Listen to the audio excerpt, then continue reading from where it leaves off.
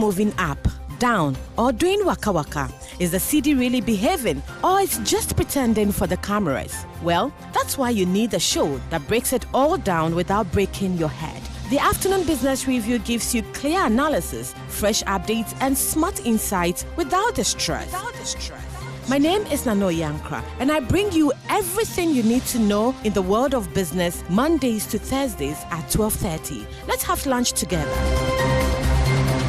The Afternoon Business Review, where Ghana's Business Day gets explained.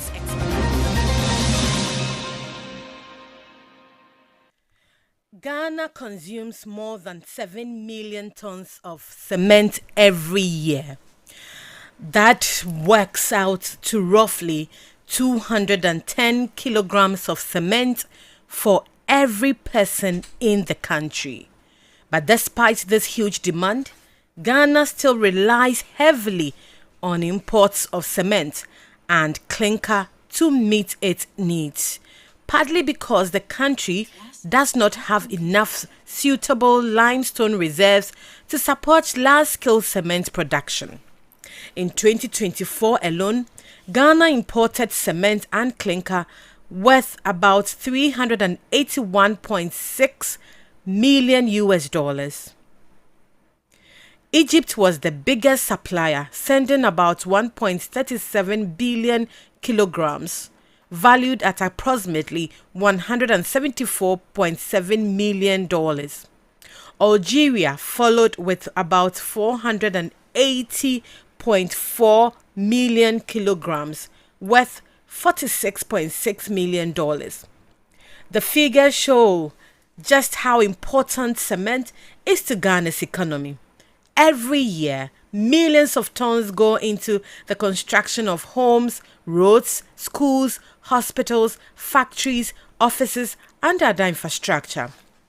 So, while cement is a basic building material, Ghana's growing appetite for it also represents a significant import bill and an opportunity to expand local production and reduce dependence on foreign supplies. Hello, good afternoon, and welcome to the Afternoon Business Review, where we tell you what moves money and market.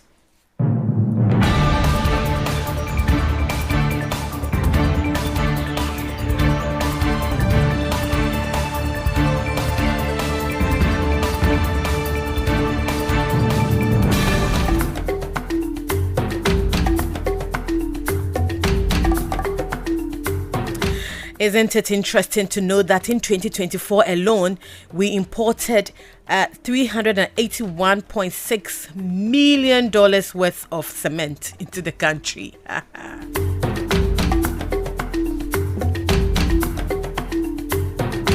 We are building every day, constructing every day.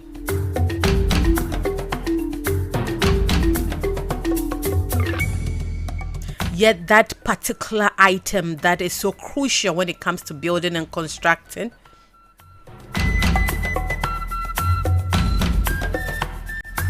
is not produced that much in the country,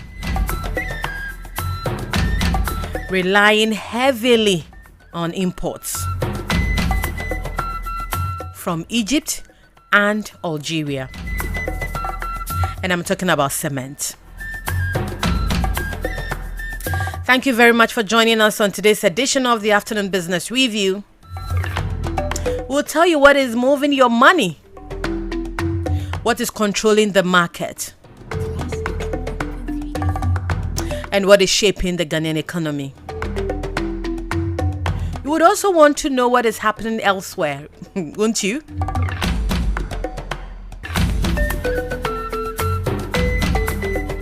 The price of crude oil, for instance. So let's move straight to the commodities market to find out how much gold, cocoa, and crude oil are being priced on the global market. Crude oil has increased in price by $2 and is selling at $81 per barrel. This is up from the $79 per barrel it was sold yesterday. So $2 up, $79 per barrel yesterday when we were on the show, and today, exactly 24 hours later, the price has shot up by $2. You might say it's not significant, but if $2 is added every day, by the end of the week, we'll hit $90.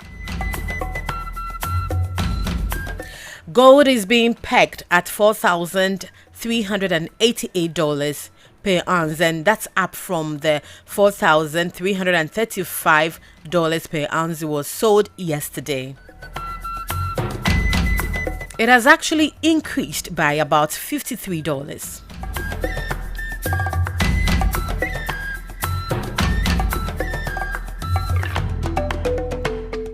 Gold is in a comfortable lead. But cocoa is doing very well in the global market. Remember, some few weeks ago, it went down to about $3,000. Today, I'm happy to say that cocoa is priced at $5,759 per ton. $5,759 per ton. That's up from the $5,694 per ton. That was how much it was sold yesterday. Yesterday it was $5,694 per ton. Today it's gone up by $65 and it's being sold at $5,759 per ton. We are happy as a country, are we not?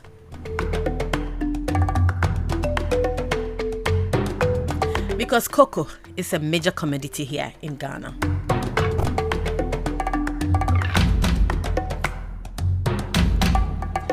A good time to check out how the major currencies are faring on the interbank market, how much the banks are retailing the dollar, the pound, and the euro. Let's begin with the euro. The euro is going for 13 cedis 60 pesos. And if you want to buy, you are likely to buy it at 13 cedis 58 pesos. The British pound is trading at 15 cedis 92 pesos. And if you want to buy a pound, you are likely to get it at 15 cedis 90 pesos.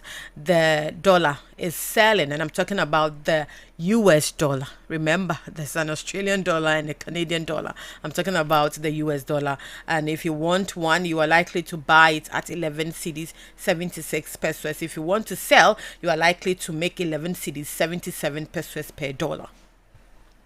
And that's on the retail market or interbank retail market. That's how much you will get it in the various commercial banks. So if you went to the GCB bank and the likes, that's how much you're likely to get these major currencies: the dollar, the British pound, and the euro.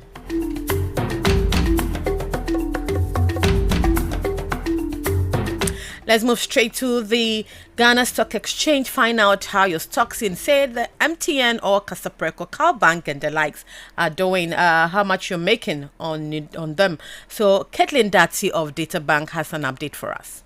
The stock market started the week on a positive note, with 4 gainers outweighing 2 laggards. The top gainers were Hodds, Das Pharma, and SIC, while Enterprise Group and Intravenous Infusions declined. Driven by the price gains, the Ghana Stock Exchange Composite Index surged to a year-to-date return of 73.6%, while the Databank Stock Index returned 86.39%. MTN Ghana traded the most, accounting for 58.58% of the market turnover after trading 2.8 million shares across 26 counters. For Databank Research, Kathleen Datsy.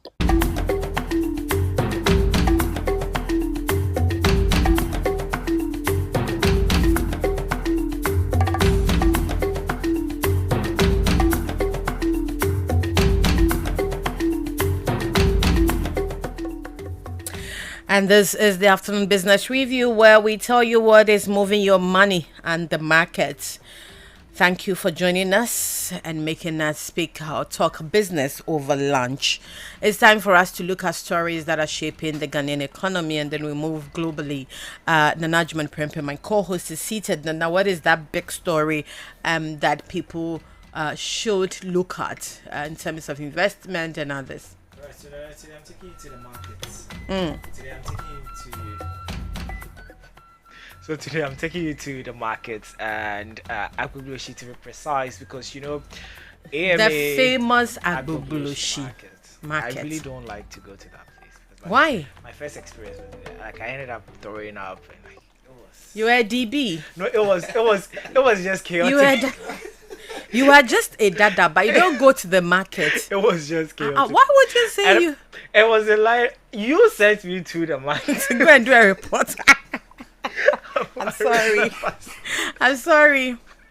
It was But it's chaotic. it's a nice experience, you know. Oh my god. Yeah, it's a nice experience. I just got there like I was just all over the place. When you go and do a report now, that is journalism. I was just, Walk in the dirt, the and mud, the that water, was my the dirty first day water. at work. Yes. I With was a lot of flies. Oh, that was your first day at work? Oh.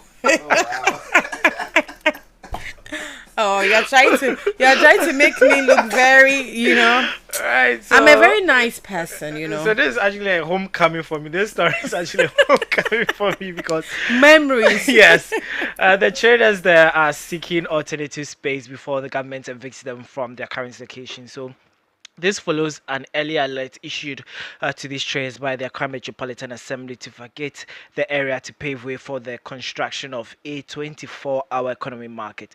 So, speaking to Class Business, the traders are appealing to the government for an alternative space, or they are asking the government to look elsewhere for the market. nkurɔfoɔ bi aba asogyafoɔ ne mpanimfoɔ ɔmo aba ɔmo ɛtwerɛtwerɛ yɛ stores ho ne market yɛ nyinaa AMBfoɔ nso ka ho yɛn nkɔbusa mu ɔmo se ɔmo ma yɛ 2 weeks yɛ move mfiri ha yɛn nso so aha yɛatena ha kyɛ almost mentimi ka years de koraa almost 50 years or 40 years yɛn hu wɔ bi da na yɛwɔ ha na mputupuru mo abɛka kyerɛ sɛ yɛn tu a ɛhe na yɛ enti yɛ de yɛasɛm a yɛka ne sɛ ɔman panyin John Mahama wo so ba bebubu ha sɛ sɛ ɛhe na yɛkɔ yɛni baabi a yɛkɔ wọ́n pa fàáyé ìṣẹ̀lẹ̀ náà ní flag ẹ̀ bá wọ́n bọ̀nyọ̀mọ̀ akẹ́wọ́ ọmọ ìfẹ́ fọ̀ akẹ́wọ́ níbi ètè wọ́n bọ̀nyọ̀mọ̀ wọ́n àhẹ́ loan wọ́n pay níbi ẹ̀nà náà akẹ́wọ́ fa wọ́n bẹ́ẹ̀ kò yà wọ́n kájà bá àtàwọn àfẹ́ project kò bí amẹ́ locate wọ́n kẹ́ àyíkò káàgbẹ́nà kó náà kẹ́wọ́ àbá wọ́n pa fàáyé wọ́n nyẹ́ wọ́n kẹ́ nínú onúpa ẹni ọmọ náà mi àtwa. Necessary àná ọ̀sẹ̀ òtún yẹn no yẹn ní baabi a yɛbɛkɔ ɛna yɛtu yɛn so yɛama yɛn notice sɛ yɛtu mu nti mo nkɔ ha na asɛm mo nkɔ ha nti yɛn nyinaa yɛ asɛm ne nyinaa sɛ yɛpa ne kyɛw so otu yɛ deɛ a ɛde ɔmpɛ baabi a ɔde yɛbɛkɔ. So you hear some traders at the Agbogboshi markets. Now, the International Monetary Fund (IMF) has urged Ghana to sustain quarterly electricity tariff adjustment to reduce fiscal risks in the energy sector. The sector shortfall declined to $1.4 billion in 2025 from $1.6 billion in 2024, but remained a significant pressure on public finances. The IMF said in its 2026 Article 4 consultation and sixth review under the Extended Credit Facility that sustained reforms were needed to consolidate the gains and improve the sector's financial sustainability. The fund attributed the improvement to tariff adjustment, enhanced revenue collection by ECG, reduced use of liquid fuels in power generation, cedi appreciation, and increased payments to energy suppliers through the cash waterfall mechanism. It said the sector's shortfall was projected at about $1.1 billion in 2026, driven largely by high collection and distribution losses and costly generation contracts. Now, on the international front, more than 10 customers have signed up to Donald Trump's media controversial service that offers faster access to market moving posts made on its Truth Social platform. The service, Truth API, launched at the beginning of August and gives Wall Street traders first sight of posts from the social media site's most influential account. Its earliest customers are mostly in high frequency trading firms who are being charged between $60,000 to $100,000 a month for the service. According to the interim chief executive officer Kevin McGann, during an earnings call, Trump Media reported a loss of $238 million between April and June this year. The quarterly loss is more than 10 times the amount reported during the same period a year earlier. So now those are stories shaping both the local and the international economies. Right, so let's go around the continent to bring you some stories. And this is something between Ghana and Nigeria. Now, Nigerian traders have halted onion exports to Ghana over trade disputes.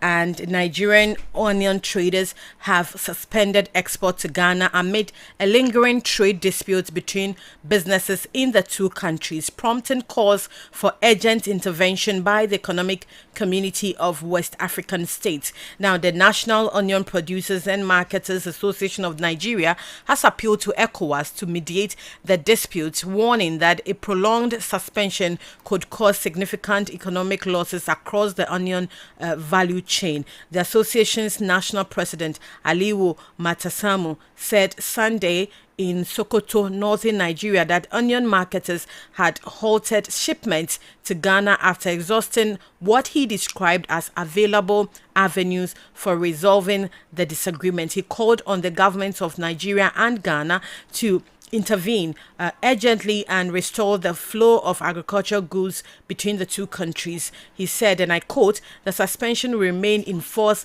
until an amicable and mutually acceptable agreement is reached between the two countries on the modalities governing onion trade." And that's what he said. That's the quote there. So, as you are aware now, Nigerian traders have halted onion exports to Ghana over trade dispute. Yeah. So that's no wonder the woman who sells onion to me said, Jenene ko. That's the meaning of Jenene ko. Nigerians say they will not give us onion again. Hey, Ghana, yeah, bro. So it was Burkina Faso tomatoes. No. And we haven't really recovered from that. Tomato is a bit better. It is still expensive. And then we we have not resolved that yet too. Yes, onion, and we export a lot of onion from. You may want to find out how much we export from tomorrow. Nigeria. Yeah, how much we export from Nigeria onion. I mean, it's very so Nigerians have halted onion exports to Ghana. It means that we cannot import onion from Nigeria. What does it mean? We will look at that tomorrow on the show because we don't have much time to. But let's go to Egypt. Egypt urban inflation accelerates to 14.9% in July. Now, Egypt's annual urban inflation rate accelerated to 14.9% in July from 14.3% in June. That's official data that was shown yesterday as higher housing, transport, and education costs continue to put pressure on consumers. Now, the Central Agency for Public Mobilization and Statistics said annual headline inflation for Egypt as a whole rose to 13% in July from 12.2% a month ago. So that is what is coming in from Egypt. Let's move to Eastern Africa. Kenya has seen a budget deficit narrowing to 5.7% of its GDP in 2027 to 2027 and 2028. Kenya's budget deficit is expected to narrow to 5.7% of gross domestic product in the 2027-2028 financial year from 6.2% in the current fiscal year, the Finance Ministry of Kenya said this morning. The projection is contained in the ministry's latest budget outlook paper as the government seeks to gradually reduce its fiscal deficit while continuing to finance public spending and manage rising debt servicing costs. So that's the story coming in from Kenya. They're expecting their budget deficit to go down to 5.7% from the current 6.2%.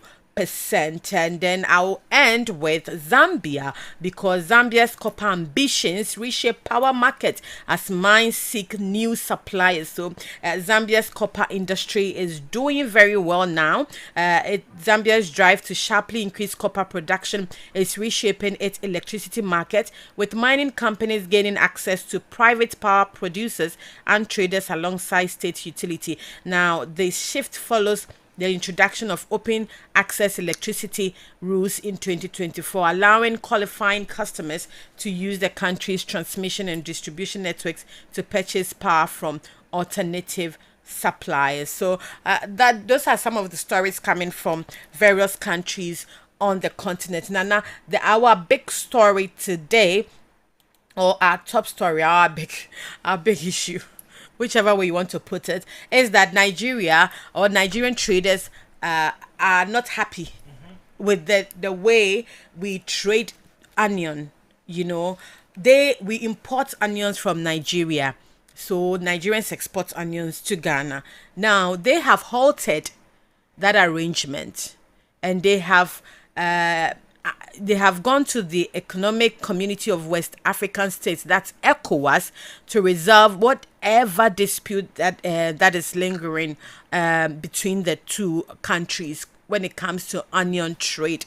So we would want to find out what exactly the problem is from our Ghanaian officials, because the regional bloc was urged to facilitate a fair, transparent, and enforceable framework governing onion trade between Nigeria and Ghana. So going all the way to ECOWAS, because according to the Nigerian traders, they have used all alternative means to get whatever problem it is to be resolved, but that is not happening. So we would want to find out what it is. But before that, let's see how much onion we import from Nigeria. How much? So according to according to the United Nations Comtrade database on international trade, Ghana, so in terms of onion imports between Ghana and Nigeria, 2025, 224.5 million US dollars. That's we import onion worth yes yes, $224.5 million worth of onions from Nigeria every year. Yes. Okay. So that was for 2025. Okay. That's for 20. That's the latest. You must show. Do you have to? We import everything. Yes. We import everything. Recently, an orange seller that I was buying orange from said, I was asking her whether it was, you need it has to be a bit sweet when it comes to, and when I said, oh, Ankrah bed, oh wait, if it Togo, Togo DNA the papa, and I was like, so give us more statistics. Okay, so let me give you the import overview. So here, there's annual value. So our annual value is listed, let's say, from $274,500 to $334,000. Main supplier is Niger, but the amount we get from Nigeria alone surpasses 334,000 USD. So 34,000, yes, USD. That's the amount, the worth, value of onion we import from Nigeria alone. Yes, and that's a small fraction of onions from Nigeria, because our main... From Niger, you mean? No, yes, from Nigeria, because our main source is Niger. Okay. So from Nigeria alone, a small fraction. So let's say maybe 2/10. And that's how much? Yes, the value is $334,200. Hey. Then I don't... At this point, yes. No, I mean, if that is, a tiny bit of how much we import, and we are importing more from Niger, then I in fact, I don't want to quote the amount the value of the onion we import from Niger. Yes. Because Nigeria alone, that's a small fraction. So that's roughly 5 to 20% of our imports in the region. Wow. Yes. So it's a serious problem, and I think we would have to explore this conversation, because 2024, our imports worth from Niger was $24 million. Which means that this suspension of exports by the Nigerian onion traders shouldn't have any serious impact on onion supply in the country. I think it would, because I feel like, maybe I stand to be corrected, maybe these traders going for those from Nigeria because it's a bit cheaper compared to, and they are not taking as much as they take from Niger because according to statistics and the numbers, that's roughly 5 to 20%. Sums up to the over 334. So let's say we are not going to Niger, let's say this summer or this season, we are going to Nigeria, and there's the amount we are also spending.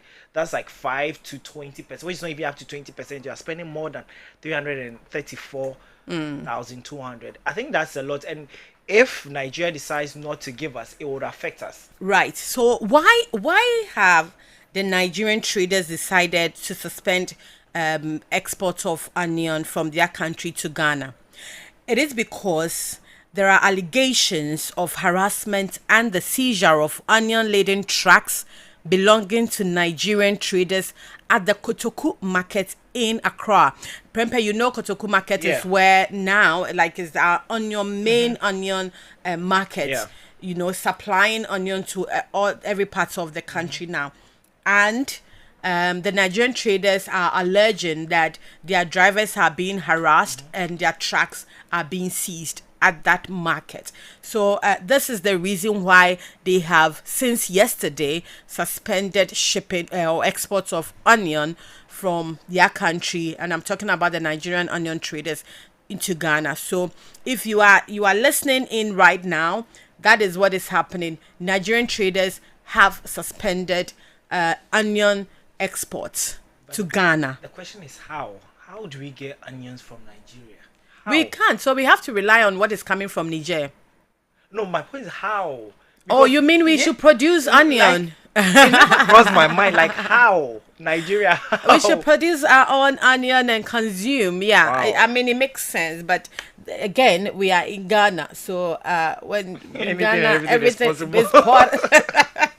it's possible. So the news coming in right now is that Nigerian onion traders say they will no longer export onion or supply Ghana onions because their drivers are being harassed allegedly, and their trucks are being seized allegedly at our main onion market, which is Kotoku market here in Accra. And so we will follow up on this, find out the situation and see how this would be resolved. And as of now, they have run to ECOWAS to intervene because they said they have used all alternative means to get whatever disagreements that is leading or that are leading to the harassment and the seizure of onion-laden trucks resolved, but they are not getting any answers or results. So they have run to ECOWAS to get some, seek attention and get some solution to the problem. Until then, they will not supply us with onion. Until then, we are not getting onions from Nigeria. Let's rely only on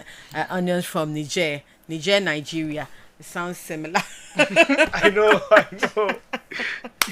That is our show this afternoon. Many thanks for joining us. We have been talking business over lunch. Thank you for having us in your cars and in your offices, at the market, in schools, wherever you are listening to us from. And this is the afternoon business review, where we bring you all the latest business stories, break it down for you to understand and tell you what matters to you.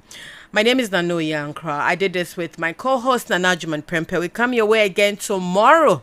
Have a good afternoon.